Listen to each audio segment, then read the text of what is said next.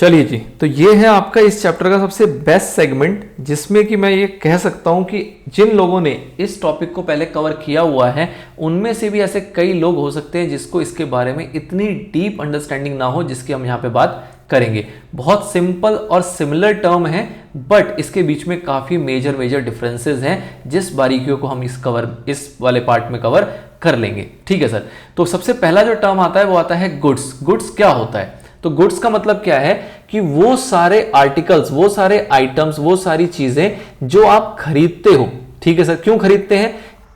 खरीदते हो आप बेचने के लिए। बेचने के लिए कौन खरीदेगा? बेचने के लिए वो खरीदेगा जो ट्रेडर होगा, जिसका काम है कि भैया सामान को परचेज करो, उसमें अपना मुनाफा जोड़ो और कहीं और जाके उसको बेच दो। तो जो ट्रेडर होगा वो गुड्स को परचेज करेगा रीसेल करने के लिए, और जो मैन्युफैक्चरर होगा वो किस लिए खरीदेगा? वो खरीदेगा purchase for producing the finish goods. वो क्या खरीदेगा? सपोज कीजिए एक मैन्युफैक्चरर है जो कि बुक्स बनाता है, तो वो पेपर परचेज करता है। वो पेपर क्यों परचेज करता है? पेपर परचेज करता है ताकि वो उस पे बुक्स प्रिंट कर सके, अपनी प्रिंटिंग मशीन में उसको यूज कर सके। उसको पेपर खरीद के पेपर बेचना नहीं है, बट हो सकता है एक व्यक्ति जो पेपर का ट्रेडर हो वो पेपर ही परचेज करता हो और आगे पेपर को ही बेच देता हो। तो there are two different purposes. अगर आप ट्रेडर हैं तो आप जिस सामान को जैसे खरीदते हैं उसको वैसे ही आगे बेच देते हैं, और अगर आप मैन्युफैक्चरर हैं तो आप कई सारे छोटे छोटे पार्ट्स को, अलग अलग टाइप के आइटम्स को परचेज करते हैं और उससे अपना फिनिश प्रोडक्ट्स जो है उसको मैन्युफैक्चर करते हैं, उसको कंप्लीट करते हैं और उसके बाद उसको बेच देते हैं। उसके बाद उसको बेच देते हैं। तो जो इस टाइप के मैन्युफैक्चरर होते हैं उनके पास जो आइटम है वो 3 कैटेगरी में डिवाइड किए जाते हैं। एक होता है रॉ मटेरियल, मतलब कि जो पेपर जो उन्होंने खरीदा, that is raw material. Work in progress की मतलब पेपर अभी आधा प्रिंट हुआ है या फिर प्रिंट हो गया, उसकी स्पाइरल नहीं हुई है, तो वो आपका वर्क इन प्रोग्रेस में आएगा। और जब वो फाइनल हो गया, स्पाइरल भी हो गया, प्रिंट भी हो गया, सब कुछ हो गया, अब वो बेचने योग्य है, तो उसको हम कहते हैं फिनिश गुड्स। तो ठीक है, तो गुड्स की मोटी मोटी डेफिनेशन क्या हो गई कि वो भी आइटम्स जो आपने खरीदे हैं रीसेल करने के लिए, या फिर वो आइटम जो आपने खरीदा है फिनिश प्रोडक्ट को बनाने के लिए, वो दोनों के दोनों क्या होंगे? आपके गुड्स ही कहलाएंगे। ऑब्वियसली फिनिश प्रोडक्ट जो बनाएंगे वो फिनिश प्रोडक्ट्स आपका बेचने के लिए होना चाहिए, जो कि होगा ही क्योंकि आपका एक बिजनेस एंटरप्राइज है। ठीक है, तो इस टाइप के जो हम गुड्स परचेज करते हैं, जो आपको यहां पिक्चर में दिख रहे होंगे, तो ये सारे गुड्स जो है वो क्या कहलाते हैं? आपके बिजनेस पर्पस के लिए यूज होने वाले गुड्स। ठीक है, जो भी आइटम, जो भी आर्टिकल्स आप परचेज करते हो उसको यहां पे एक वर्ड से डिफाइन किया जाता है, गुड्स। आप हमेशा वर्ड देखेंगे गुड्स। अब इस गुड्स को आपको इस तरीके से और समझना है कि जो इंसान जिस बिजनेस में लगा हुआ है, जिस बिजनेस में डील कर रहा है, उसके लिए वही गुड्स होगा। जैसे कि मैंने आपको बात की यहां पे कि कोई बुक पब्लिशर है, वो बुक प्रिंट करते हैं, तो जो बुक प्रिंट करने वाले हैं इनके लिए पेपर जो है ये स्टॉक हो सकता है, इनके लिए बुक जो है ये भी स्टॉक हो सकता है, इनके लिए इंक जो है वो भी इनका गुड्स हो सकता है। इस टाइप के जो वर्ड्स होंगे ये सारे इसके गुड्स हो सकते हैं क्योंकि इस बिजनेस में हैं। बट अगर ये व्यक्ति एक फर्नीचर परचेज करता है, फर्नीचर का मतलब क्या हुआ कि लेट से ये व्यक्ति जो है ये कुछ टेबल परचेज करते हैं, तो टेबल जो है वो इनके लिए क्या है? वो टेबल इनके लिए फर्नीचर है, ना कि गुड्स। वो टेबल इनके लिए क्या है? फर्नीचर कहलाएगा, गुड्स नहीं कहलाएगा। बट अगर वही मैं बात करूं कि कोई फर्नीचर शॉप है जिसकी, वो फर्नीचर शॉप वाला अगर टेबल परचेज करता है तो उसके लिए वो टेबल क्या है? उसके लिए वो टेबल क्या है? उसके लिए वो टेबल भी क्या कहलाएगा? गुड्स कहलाएगा। बट ये फर्नीचर शॉप वाला है और ये अगर कोई कार परचेज करता है तो वो कार क्या है? उसके लिए एसेट है। वो कार क्या है? उसके लिए एसेट है। जैसे कि ये फर्नीचर इसके लिए क्या था? एसेट था। लेकिन अगर फिर मैं बोलूं कोई कार डीलर है, तो वो कार डीलर जब कार परचेज करता है तो ऑब्वियसली बात है वो बेचने के लिए करता है, तो वो उसके लिए क्या बन जाएगा? गुड्स बन जाएगा। बट अगर ये कार डीलर फिर फर्नीचर परचेज करेगा तो वो उसके लिए क्या कहलाएगा? वो उसके लिए कहलाएगा एसेट्स। तो आपको ये समझना बहुत जरूरी है कि आपका बिजनेस मॉडल क्या है, आपका बिजनेस एंटरप्राइज जो है वो किस चीज का है। आपका जो भी बिजनेस एंटरप्राइज होगा उस पर्पस के लिए, उस बिजनेस से रिलेटेड आर्टिकल जब आप परचेज करते हो तो वो गुड्स कहलाता है, चाहे वो एसेट्स औरों के लिए हो। जैसे कि फर्नीचर डीलर के लिए फर्नीचर खरीदना उसका गुड्स है, बट और अगर लोग फर्नीचर खरीदेंगे तो वो एसेट हो जाएगा। तो इस तरीके से आपको इसको समझ के चलना होता है। ठीक है सर, नेक्स्ट टर्म आता है स्टॉक या फिर स्टॉक इन ट्रेड। जब भी स्टॉक वर्ड लिखा जाएगा आपको उसको मानना है कि वो स्टॉक इन ट्रेड है। और स्टॉक या स्टॉक इन ट्रेड जो है वो वर्ड है जो कि यूज करते हैं कौन? ट्रेडर लोग। मतलब क्या हुआ कि आपने जब इस डेफिनेशन को देखा तो यहां पे आपने दो वैरायटी देखी। एक आपने देखे वो सारे आइटम्स, वो सारे थिंग्स जो कि आपने परचेज किया था रीसेल करने के लिए। परचेज रीसेल करने के लिए कौन करता है? ट्रेडर करता है। अब किसी ने परचेज किया रीसेल करने के लिए, परचेज किया था मान लीजिए 100 आइटम्स, उसने रीसेल कर दिए उसमें से 90 आइटम्स, उसमें से 90 आइटम्स ने रीसेल कर दिए। जो बच गया वो कितना बच गया? 10 आइटम्स बच गए। अब ये जो 10 आइटम्स बच गए ये क्या कहलाएगा? ये कहलाएगा स्टॉक। ये क्या कहलाएगा? स्टॉक, या फिर आप इसको कहते हो स्टॉक इन ट्रेड। ये इन ट्रेड का मतलब यही है कि ये वो स्टॉक है जो कि आपने खरीदा था किसके लिए? ट्रेडिंग करने के लिए। अगर कोई मैन्युफैक्चरर है, उसने एक कोई पैकिंग मटेरियल खरीदा था, या जैसे कि हमने एग्जांपल देखा था कि पेपर खरीदा था और वो पेपर उसका बच गया, तो क्या वो स्टॉक कहलाएगा? नहीं। क्या वो स्टॉक कहलाएगा? नहीं, वो स्टॉक नहीं कहलाएगा। This is the minor difference जो कि बहुत मेजर रोल प्ले करता है। आपको ये चीज समझनी पड़ेगी कि stock is always stock in trade and stock word is always used for trader. Stock word जो है वो किसके लिए यूज किया जाता है? ट्रेडर के लिए यूज किया जा सकता है। ये जो है ये वो वैल्यू ऑफ गुड्स है जो कि परचेज किया गया था for reselling and which are lying at the end of the accounting period. हमने रीसेल करने के लिए खरीदा था लेकिन उसमें से कुछ ना कुछ बच गया, जो बच गया वो आपका स्टॉक इन ट्रेड कहलाता है। इसको आप दो पार्ट में डिवाइड कर सकते हो, ओपनिंग स्टॉक और क्लोजिंग स्टॉक। क्लोजिंग स्टॉक मतलब जो बच गया। अब इस साल के अंत में जो बच गया, सपोज कीजिए 2024-25 के अंत में जो आपका स्टॉक बच गया, जैसे कि हमने देखा 10 आइटम, तो जो अगला साल शुरू होगा 2025 और 26, तो ये जो 10 आइटम है ये क्या बन जाएगा? Opening stock. जो आपका पिछले साल का क्लोजिंग होगा वो हमेशा आपके अगले साल का क्या बनेगा? ओपनिंग स्टॉक बनेगा। पिछले साल का क्लोजिंग का मतलब क्या है? 31 मार्च 2025, और इसका ओपनिंग का मतलब क्या है?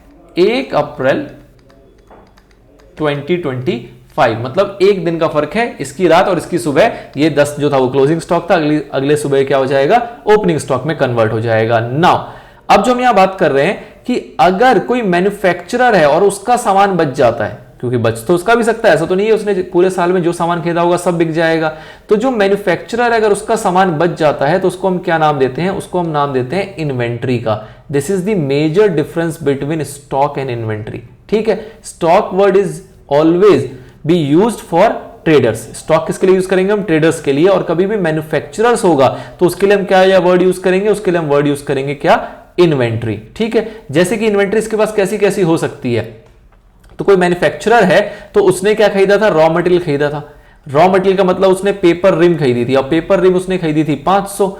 अब 500 पेपर रिम में से उसने जब बुक बनानी शुरू की तो बुक बनाई उसने, लेट से 450 पेपर रिम उसके अंदर यूज हो गए, लेकिन 50 पेपर रिम बच गया। तो जो 50 बच गया वो क्या कहलाएगा? आपका inventory of raw material. Inventory of raw material. 450 जो यूज हुए थे, 450 में से जो कंप्लीट यूज हुए वो लेट से 350 ही यूज हुए हैं। 100 ऐसे हैं जिसमें या तो पार्शियल प्रिंटिंग हो गई है या फिर प्रिंट हो गया है, बाइंड नहीं हुआ है।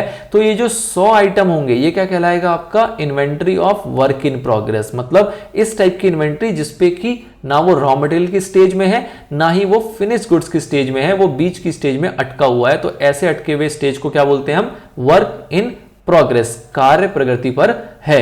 तो वो इन्वेंट्री उसके अंदर आ जाएगी। और जो 350 आपके कंप्लीट हो गई किताबें, ये 350 जो किताबें कंप्लीट हो गई ये कहलाएगी आपकी inventory of finish goods. Inventory of finish goods. ठीक है, अब इनके लिए inventory of stock in trade क्या है फिर? तो आपको ये चीज यहां पे ऐड करनी है क्या कि जो मैन्युफैक्चरर्स होते हैं उनके पास बड़ी अच्छी फ्रीडम होती है।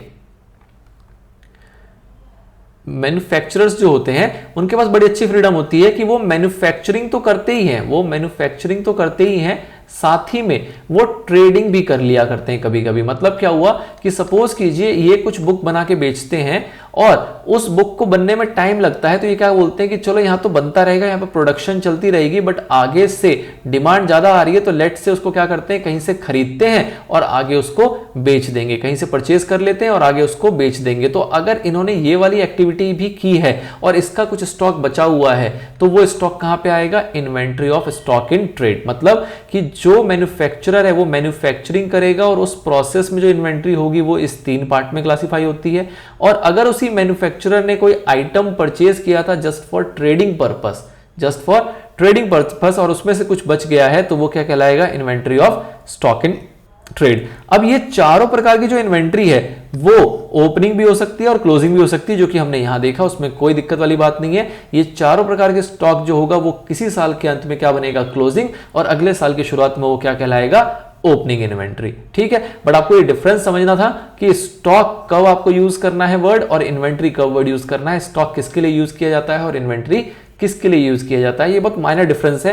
जनरली आप देखेंगे कि आप जब क्वेश्चंस वगैरह लगाएंगे तो आपको कहा जाएगा यार स्टॉक लिखा है स्टॉक लिख दो, इन्वेंट्री लिखना है इन्वेंट्री लिख दो, कोई फर्क नहीं पड़ता। बट उसका फर्क यहां पड़ता है और ऐसे पड़ता है। कॉन्सेप्चुअली आपको पता होना चाहिए कि अगर आप स्टॉक लिख रहे हैं तो क्यों लिख रहे हैं, इन्वेंट्री लिख रहे हैं तो क्यों लिख रहे हैं। जहां आपको यही डाटा अवेलेबल नहीं है कि सामने वाला ट्रेडर है या सामने वाला मैन्युफैक्चरर है, तो उस केस में आप कुछ भी लिखें चल जाएगा, ये मानते हुए कि आपके पास इनकम्प्लीट इंफॉर्मेशन, आपके पास सारी इंफॉर्मेशन नहीं है। But in case you have all the information, तो आपको वाइजली यूज करना है कि आप ट्रेडर यूज करेंगे तो ट्रेडर के केस में आप स्टॉक इन ट्रेड लिखेंगे, और मैन्युफैक्चरर होगा तो आप चारों में से कुछ भी लिख सकते हैं। Okay sir, got this point.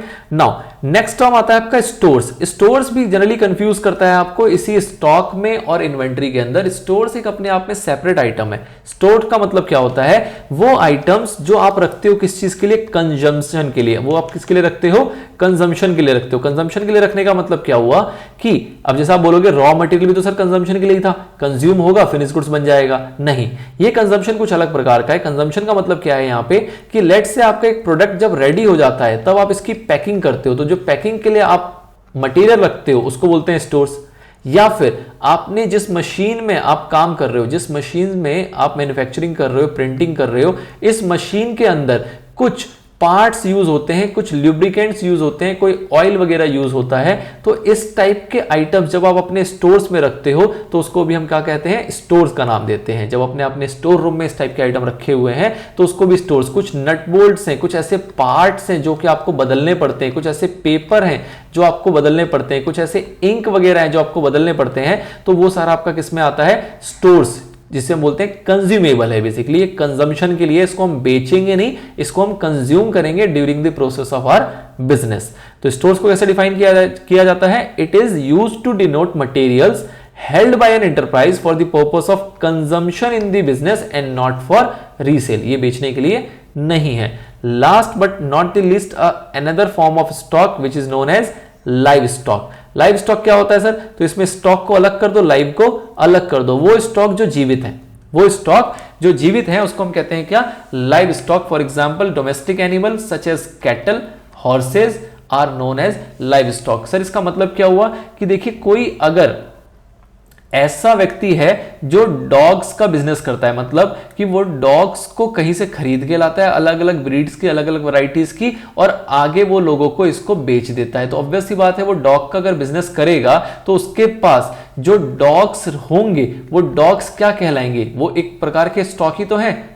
वो उसका जो बिजनेस है वो डॉग्स का है या फिर कैट्स का है, तो ये जो डॉग्स या कैट्स हैं ये उसके लिए एक प्रकार का बिजनेस का मटेरियल है, तो वो एक प्रकार का उसके लिए स्टॉक है। लेकिन ये स्टॉक जो है ये जीवित है, तो इसलिए इसको हम क्या नाम देते हैं, इसको हम नाम देते हैं लाइव स्टॉक का। तो कोई भी ऐसे डोमेस्टिक एनिमल वगैरह जो आप खरीदते हैं, बेचते हैं, कोई घोड़ा खरीदता है, घोड़ा बेचता है, तो उस केस में जो ये घोड़ा खरीदना बेचना उसका जो काम है, उसके पास जितना भी स्टॉक पड़े हुए, जैसे इसके पास डॉग्स जो हैं वो 50 डॉग्स पड़े हुए हैं, तो 50 डॉग जो होंगे वो क्या कहलाएगा, उसका लाइव स्टॉक। ईयर एंड पे बच गया तो क्लोजिंग लाइव स्टॉक, अगले साल में वो काम आएगा तो वो ओपनिंग लाइव स्टॉक बन जाएगा। तो these all are the 5 varieties of inventory, material, stock, goods, stock और livestock as well as spares. ठीक है, तो ये जैसे स्टोर्स था, इसके साथ आपको स्टोर्स के साथ अगर कभी स्पेयर्स वर्ड दिख जाए तो भी कंफ्यूज नहीं होना, इसको एक साथ यूज किया जाता है। कई जगह पे इसको ऐसे भी लिखते हैं, स्टोर्स एंड स्पेयर्स। तो ये वही स्पेयर्स मटेरियल, जैसे मैं आपको कह रहा हूं कि सपोज कोई मशीन है,